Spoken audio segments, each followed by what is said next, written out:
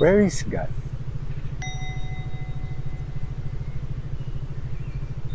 Kaibigan, asan ba si God? Nasa simbahan? Nasa moske? Nasa puso mo?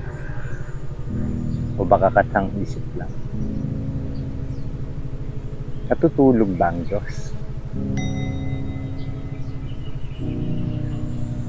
Alam ko, matagal mo na siyang hinahanap. But what if the reason you cannot find Him is because you're looking for an object or someone outside of you? Pero hindi tayo aware na andito na pala siya. Within you and all around you.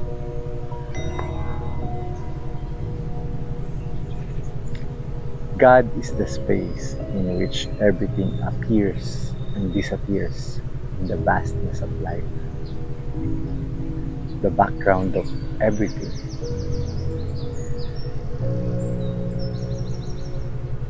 Look closely.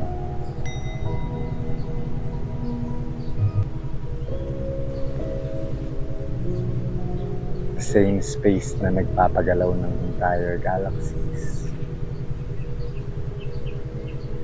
The same space touching the stars right now. It's the same space na andito din kung nasan ka man ngayon.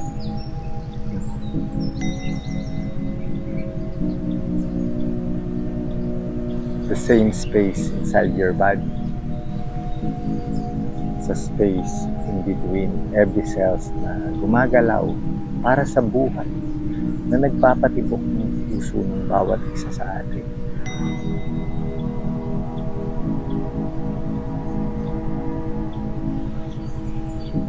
Science would even tell us that almost of what we call matter is space.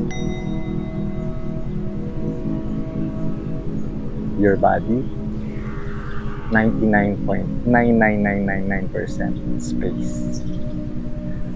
Pati mga cells mo, ganun din. Puro space.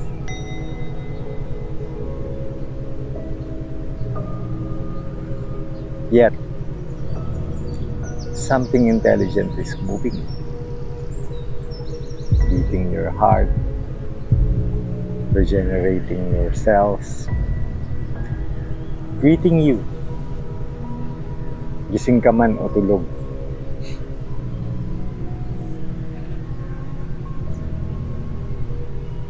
Where is God?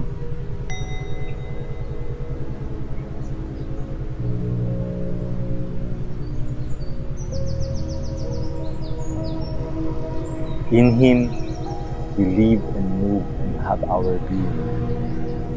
Acts 17:28.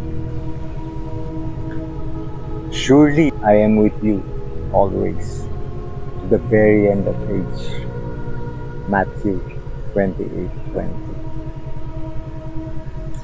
Not somewhere else, not someday,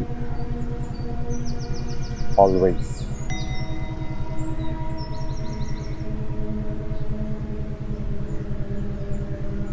God is not far from any one of us. He is the very field in which your thoughts arise. The silence between them. Yung katahimikan sa gitna ng isip mo.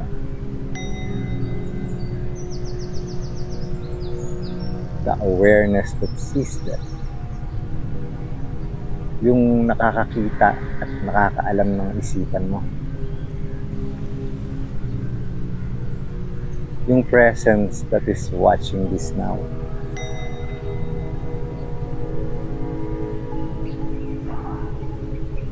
Before you say I, bago mo sabihin at i-claim yung salitang ako, something is aware. That silent witness, that open space, that aliveness that is moving everything, that is not separate from what you call God, life itself.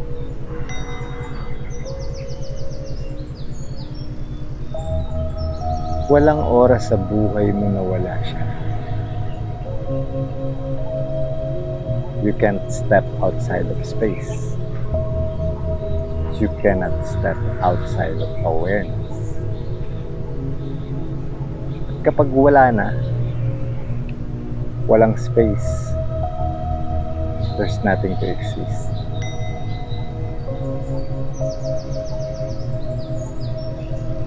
Maybe you've been searching for someone in the sky, while he has been the space holding the sky, your body, and this very moment.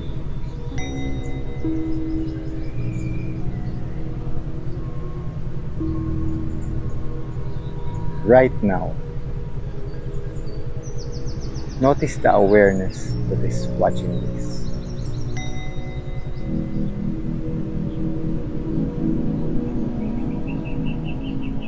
That. Namaste.